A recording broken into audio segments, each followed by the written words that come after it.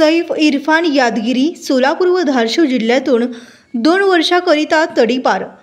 इसमनामे सैफ इरफान यादगिरी, वयवर्ष 25, राहता कविडी घरकुल, कुंभारी, तालुका उत्तर सोलापूर, जिल्हा सोलापूर याच्या विरुद्ध सन 2024 या कालावधीमध्ये मोटारसायकली बनावट चावीने उघडून व तसेच हँडल लॉक तोडून चोरी करणे यासारखे गुन्हे दाखल असल्याने त्याच्या विरुद्ध जेलरोड पोलीस ठाण्याकडील महाराष्ट्र पोलीस अधिनियम 1951 कलम 56(1)(a)(b) अन्वयेचा तडीपार प्रस्ताव पोलीस उपायुक्त परिमंडळ सोलापूर शहर यांना सादर करण्यात आला होता।